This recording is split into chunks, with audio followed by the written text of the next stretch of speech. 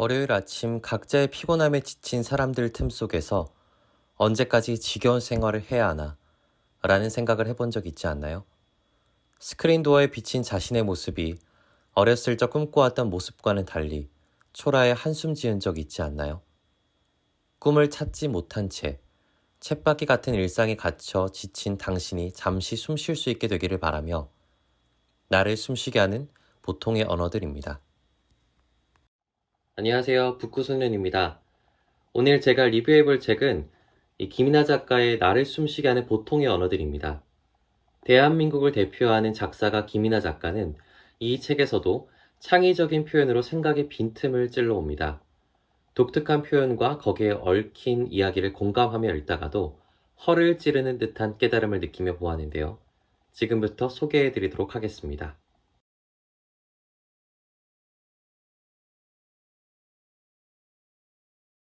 어릴 때부터 저는 사람들에게 즐거움을 주고 박수를 받는 걸 즐겼습니다.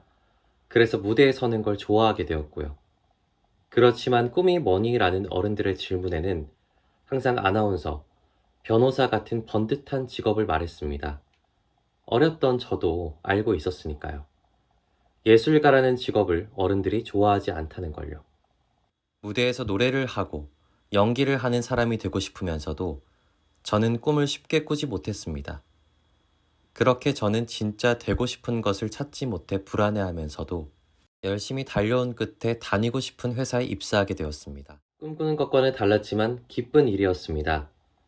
그러나 기쁨도 잠시 쳇바퀴 굴러가듯 반복되는 일상에 지쳐만 갔죠. 언제까지 이 회사를 다녀야 할까? 언제까지 이 일상이 반복되는 걸까? 이직을 고민하기도 했고 다른 직업군을 선택해볼까라는 생각도 했습니다. 하지만 근본적인 문제는 해결되지 않았습니다. 그러다 문득 한 생각이 스쳐 지나갔습니다. 분명 가고 싶었던 회사고 내가 꿈꾸던 미래였는데 이건 뭐지? 그제야 깨달았던 것 같습니다. 번듯한 회사에 입사하는 건 목표였지 꿈이 아니었다는 걸요. 그래서 다시 꿈을 찾기 시작했습니다. 퇴근 후 제가 좋아하는 일을 찾아다녔습니다. 배우고, 잔뜩 읽고, 노래하고, 연기하면서. 그 시간을 통해 저는 나라는 사람을 더 알아갈 수 있게 되었습니다. 무엇을 좋아하는지, 어떤 걸 잘 하는지 알아가며 구체적이진 않지만 자그마한 꿈이 조금씩 생겨나고 있었습니다. 반짝이는 꿈을 손에 쥐자마자 당장이라도 회사를 그만두고 꿈에만 몰두하고 싶었습니다. 그러나 그런 저는 쳇바퀴를 굴리다라는 파트를 통해 평범한 하루를 바라보는 다른 시선을 배울 수 있었습니다.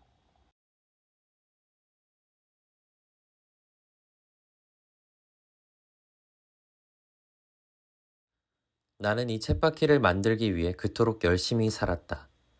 특별한 하루라는 것은 평범한 하루들 틈에서 반짝 존재할 때 비로소 특별하다.